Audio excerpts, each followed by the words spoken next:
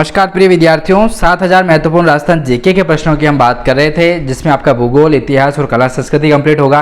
PDF आपकी 360 page की पूरी पीडीएफ होने वाली है। डाउनलोड करना चाहते हैं, लिंक आपको मैंने डिस्क्रिप्शन में दिया है, जाइए और इस पीडीएफ को डाउनलोड कीजिए। आपके आगामी एग्जाम जो 2025 और 2026 में जो होने वाले हैं, उनके लिए रामबाण साबित होने वाले क्वेश्चन हैं। पूरी की पूरी पीडीएफ है, जल्दी से जाइएगा और डाउनलोड करके अच्छे से अच्छे पढ़ने की तैयारी जो है उसको कीजिएगा। ठीक है, तो चलिए इसके सेशन के अंतर्गत बात करते हैं महत्वपूर्ण प्रश्नों के बारे में। 180 प्रश्न इससे पहले वाले वीडियो में हमने बात किए थे। 181वां जो प्रश्न है यहाँ से अपने को पढ़ना है, तो चलिए शुरू करते हैं। प्रश्न है कि आहड़वासियों का जो मुख्य व्यवसाय हुआ करता था दोस्तों, वो कौन सा था। अपन इतिहास के प्रश्न पढ़ रहे हैं, ठीक है। अभी कुछ क्वेश्चन जो है वो इतिहास के आ गए हैं, ठीक है। कुल मिलाकर मिश्र तरीके से मैंने इसमें क्वेश्चन आपके बना रखे हैं, ठीक है। तो आपको मतलब इस सीरीज़ को जब पढ़ेंगे ना, तो आपके सारी की सारी जो तैयारी है वो कंप्लीट होने वाली है, ठीक है। चाहे आपका चतुर्थ श्रेणी का एग्जाम हो गया, पटवारी का हो गया, ग्राम विकास अधिकारी वाला हो गया, चाहे आपका एग्जाम जो RS प्री का हो गया, वो भी हो सकता है इसके अंतर्गत, ठीक है। तो 7000 में प्रश्न यदि आप जीके के कवर करते हैं, तो मान के चलिए कि कहीं ना कहीं एग्जाम में और किसी न किसी एग्जाम में आपको ये प्रश्न पूछे जाएंगे, ठीक है। तो याद रखिएगा, 6 से 8 शिफ्ट में अभी डिवाइडेशन होने वाला है चतुर्थ श्रेणी कर्मचारी एग्जाम का, ठीक है। चलिए अगला प्रश्न देखिए 182। हाँ, तो आहड़वासियों के जो मुख्य व्यवसाय हुआ करता था दोस्तों, वो कौन सा था। तो तांबा गला करके जो वस्तुएं बनाने का कार्य होता है, वो आहड़वासियों का मुख्य व्यवसाय हुआ करता था। तांबा गला करके वस्तुएं बनाने का कार्य होता था, ठीक है।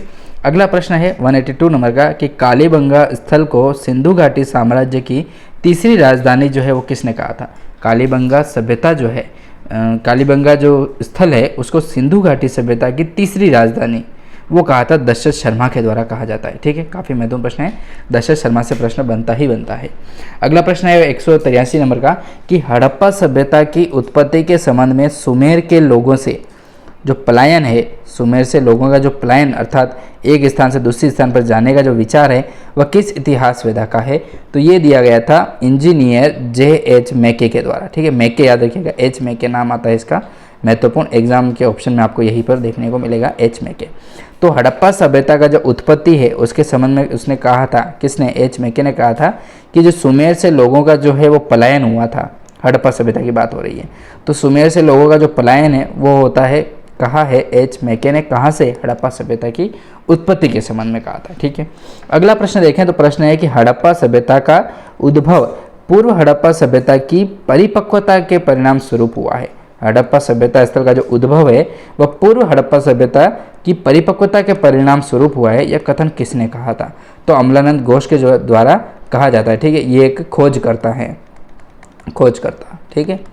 तो हड़प्पा सभ्यता का जो उद्भव है वह पूर्व हड़प्पा सभ्यता की परिपक्वता के परिणाम स्वरूप ही हुआ है, तो अमलानंद घोष का यह वाक्य सही होता है। फिर प्रश्न देखा जाए 185 नंबर का कि गणेश्वर सभ्यता किस काल से संबंधित है। गणेश्वर सभ्यता जो है वह किस काल की सभ्यता है, तो ताम्रपाषाण युग काल की सभ्यता होने वाली है गणेश्वर सभ्यता।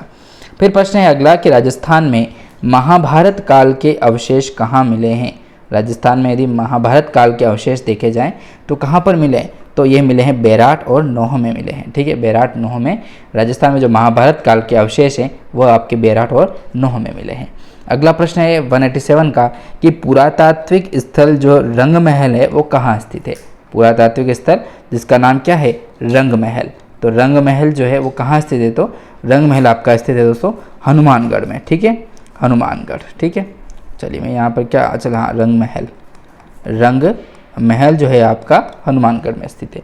अगला प्रश्न देखें 188 वाला कि कालीबंगा का शाब्दिक अर्थ क्या होता है। तो काले रंग की चूड़ियाँ हैं, ठीक है। यहाँ पर दे रखा है काली चूड़ियाँ जो है वो कालीबंगा का शाब्दिक अर्थ है, ठीक है। आपके चतुर्थ श्रेणी में भी इसका प्रश्न बन सकता है कि कालीबंगा जो सभ्यता है उसमें कालीबंगा का जो शाब्दिक अर्थ है वो क्या है, तो काले रंग की चूड़ियाँ, क्योंकि यहाँ पर काले रंग की चूड़ियों की बहुतायत मिली है। यहाँ से जब खुदाई हुई थी तो काले रंग की चूड़ियाँ हमें प्राप्त हुई थी, इसलिए इसका नाम कालीबंगा रखा गया था, ठीक है, काले रंग की चूड़ियाँ। अगला प्रश्न देखें तो प्रश्न है आपका 190 नंबर का कि बेराट प्राचीन में राजधानी हुआ करती थी किसकी। तो वो थी मत्स्य राज्य की, ठीक है। मत्स्य राज्य पहले राज्य हुआ करता था, ठीक है। जिलों का डिवाइडेशन अब हुआ है। तो बेराट जो प्राचीन जो है, बेराट प्राचीन जो है उसमें राजधानी हुआ करती थी मत्स्य राज्य की। फिर प्रश्न 190 नंबर का कि पोथी खाना संग्रहालय कहाँ पर अवस्थित है। पोथी खाना जो संग्रहालय है वो कहाँ पर स्थित है, तो जयपुर में स्थित है आपके, ठीक है। जयपुर में स्थित है कौन सा, पोथी खाना संग्रहालय। चलिए अगला प्रश्न देखते हैं। पोथी खाना 191वां प्रश्न देखिए अब तो प्रश्न आपका बनता है कि राजस्थान के किस जिले में युद्ध संग्रहालय, 191 प्रश्न क्या कह रहा है कि राजस्थान का ऐसा कौन सा जिला है जहाँ पर युद्ध संग्रहालय बनाया गया है, स्थापित किया गया है, और वो कब किया गया? तो 2015 में किया गया। ठीक है, तो वो है जैसलमेर। ठीक है, और जैसलमेर में ही स्थित है तनोट माता जी मंदिर। ठीक है, तनोट माता, जहाँ पर पूजा कौन करता है, यहाँ के पुजारी जो होते हैं वो कौन होते हैं? तो याद रखिएगा BSF के पुजारी होते हैं। ठीक है, BSF बॉर्डर सिक्योरिटी फोर्स जो है, जो अपने राजस्थान की सीमा की सुरक्षा, जो रेड क्लिफ रेखा है, ठीक है, सीधी सीधी बात है, रेड क्लिफ रेखा जो भारत और पाकिस्तान के बीच की है, उस रेखा की सुरक्षा जो है वो बॉर्डर सिक्योरिटी फोर्स करती है। और इसी बॉर्डर सिक्योरिटी फोर्स के जो आर्मी के ये होते हैं, बॉर्डर सिक्योरिटी फोर्स के जो जवान होते हैं, वही पूजा करते हैं किसकी? तनोट माता के मंदिर की। तो याद रखिएगा, बहुत ही इंपॉर्टेंट प्रश्न है। तो राजस्थान का ऐसा कौन सा संग्रहालय है जिसे युद्ध संग्रहालय के नाम से जानते हैं? तो जैसलमेर में स्थित है। और तनोट माता का युद्ध होता है, तो यहाँ पर भारत पाकिस्तान का युद्ध होता है, कुछ एग्जैक्ट सन याद नहीं आ रहा, 1985 ऐसा कुछ है, मैं आपको बता दूंगा अगले वीडियो में। तो इस तरीके का प्रश्न था, और 2015 में स्थापित किया गया था युद्ध संग्रहालय जो आपके जैसलमेर में स्थित है। ठीक है, अगला प्रश्न देखें तो अगला प्रश्न है 192 नंबर का कि Shardul Rajasthan research institute, Shardul Rajasthan research institute जो है उसकी स्थापना किसने की थी? तो दशरथ शर्मा के द्वारा की जाती है। शार्दुल राजस्थान रिसर्च इंस्टीट्यूट, शार्दुल के नाम से। ठीक है, तो शार्दुल से याद रखिएगा आप दशरथ शर्मा। अगला प्रश्न है कि श्री सरस्वती प्रकाश पुस्तकालय जो आलस्य व दुर्लभ साहित्य का अप्रतिम खजाना है, वह कहाँ स्थित है? आलस्य और दुर्लभ साहित्य, भाई आलस्य के नाम पर तो मैं भी बहुत बड़ा खिलाड़ी। तो श्री सरस्वती प्रकाश पुस्तकालय जो है वो आलस्य एवं दुर्लभ साहित्य का अप्रतिम खजाना है, जो कहाँ पर स्थित है? तो ये स्थित आपके फतेहपुर सीकर में स्थित है। अगला प्रश्न देखें तो प्रश्न है कि 1848 में गोद निषेध नीति या राज्य हड़प नीति किसने दी थी? 1848 में दी जाती है। ठीक है, 1848 की बात हो रही, 1948 नहीं, 1848 में गोद निषेध नीति, ठीक है, या फिर राज्य हड़प नीति जो दी जाती है वो दी जाती है लॉर्ड डलहौजी के द्वारा। काफ़ी इंपॉर्टेंट है, लॉर्ड डलहौजी के द्वारा दी जाती है। कौन सी? 1848 में गोद निषेध नीति। ठीक है, एक एक क्वेश्चन को 2-3 बार रिपीट करता हूँ तो आपके क्या है कि अधिक से अधिक कवर हो पाएंगे। ठीक है, याद आपको हाथों हाथ इस वीडियो के माध्यम से हो जाए, मैं तो यही चाहता हूँ, ताकि आपको दोबारा वीडियो नहीं देखना पड़े। ठीक है, और आपको बता दिया है PDF डाउनलोड करनी है तो लिंक आपको डिस्क्रिप्शन में दिया है, वहाँ पर जाइएगा और PDF डाउनलोड इजीली कर पाएंगे। अगला प्रश्न है आपका कि गोद निषेध नीति में शिकार होने वाली भारत की प्रथम रियासत कौन सी थी? गोद निषेध नीति में, ठीक है, इसका नाम आ जाता है और इसी के अंतर्गत शामिल हो जाती है, तो वो थी अपने सतारा की। और सतारा कहाँ स्थित है? महाराष्ट्र में। तो महाराष्ट्र में जो सतारा स्थान है वहाँ पर गोद निषेध नीति जो है उसके तहत शिकार होती है। कौन सी? सतारा। अगला प्रश्न, हाँ शिकार, वो शिकार नहीं है यहाँ पर, हंटर वाला नहीं, ठीक है, और इसके अंतर्गत शामिल हो जाती है वो चीज़ कह रहा हूँ। गोद निषेध नीति में शिकार होने वाले देश की अंतिम रियासत कौन सी थी? देखिए, प्रथम रियासत और अंतिम रियासत पूछी जाती है अधिकतर क्वेश्चन देखा जाए तो सतारा थी महाराष्ट्र की। फिर अंतिम जो थी वो थी महाराष्ट्र की थी, लेकिन नागपुर थी। ठीक है, नागपुर महाराष्ट्र, ठीक है, हाँ संतरे वाला नागपुर। तो नागपुर जो महाराष्ट्र वही। तो गोद निषेध नीति में शिकार होने वाली जो अंतिम रियासत थी वो थी आपकी नागपुर, और वो स्थित है आपका कहाँ पर? महाराष्ट्र में। चलिए अगला प्रश्न देखें इसी कड़ी में। तो अगला प्रश्न है आपका, नागपुर महाराष्ट्र हो गया। हाँ, अगला प्रश्न है 197 वाला कि 1857 की क्रांति का तात्कालिक कारण क्या हुआ था? मतलब देखिए, पहला कारण तो यही कुछ नहीं है, जो बिहाइंड द सीन देखा जाए तो यही था कि आज़ादी। बस किससे आज़ादी? अंग्रेज़ों से आज़ादी। ये तो चलिए बहाने थे, चर्बी लगे कारतूस, इसमें गाय का मांस लगा होता था या फिर सूअर का मांस माना जाता था, ये सारी चीज़ें एक बहाना मान सकते हो आप। बाकी जो रियलिटी थी ना वो आपकी यही थी कि अंग्रेज़ों से आज़ादी चाहिए थी और भारत को आज़ादी करनी थी। ठीक है, 1857 की बात चल रही है। तो 1857 में विद्रोह, बहुत सारे विद्रोह हुए थे। ठीक है, तो 1857 की क्रांति का देश तो आज़ाद वैसा 1947 में हुआ है। कहाँ से आप इसका कॉम्बिनेशन कर रहे हो? 1947 में होता है। ठीक है, 1857 की बात चल रही है यहाँ पे।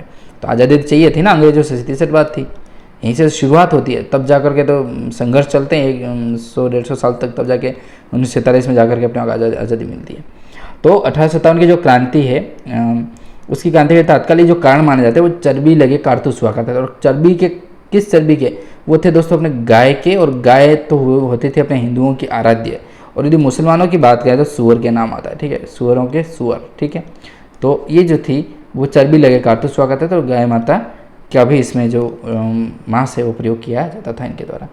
फिर 198 वाला प्रश्न है कि मंगल पांडे कौन सी रेजिमेंट का सिपाही था। मंगल पांडे जो है वो कौन सी रेजिमेंट का सिपाही था। जो 34वीं जो रेजिमेंट है उसका सिपाही था मंगल पांडे जी। ठीक है, फांसी दी जाती है, क्या करें हम। फिर प्रश्न है आपका, मंगल पांडे ने किस अंग्रेज अधिकारियों की हत्या की थी। मंगल पांडे के द्वारा एक अंग्रेज अधिकारी की हत्या कर दी जाती है, वो कौन सा था, तो लेबाग व जनरल ह्यूसन का नाम आता है इसमें। ठीक है, इनकी हत्या कर देते हैं कौन, अपने मंगल पांडे साहब। अगला प्रश्न देखें तो मंगल पांडे को जो है वो फांसी की सजा दी जाती है कब, तो 8 अप्रैल 1857 को दी जाती है। 8 अप्रैल की बात चल रही है, ठीक है, अभी 8 अप्रैल गया है, तो इसी दिन मंगल पांडे जी को जो है वो फांसी दी जाती है अंग्रेजों के द्वारा। ठीक है, काफ़ी अत्याचार हुए थे क्योंकि उनके विरुद्ध जब जा रहे थे तो इसीलिए। 2001 का प्रश्न है कि 1857 की क्रांति का जो वास्तविक आगाज है वो कहाँ से होता है, तो आपका मेरठ से होता है। और राजस्थान की यदि बात करें तो नसीराबाद से होता है। ठीक है, नसीराबाद, आपके नसीराबाद कहाँ स्थित है, तो बहुत जनों को पता ही नहीं है, नसीराबाद आपके अजमेर में स्थित है। ठीक है, 1857 की क्रांति का राजस्थान में यदि शुरुआत देखा जाए तो नसीराबाद से होती है। ठीक है, जबकि भारत में देखी जाए तो मेरठ से होती है। ठीक है, मेरठ उत्तर प्रदेश।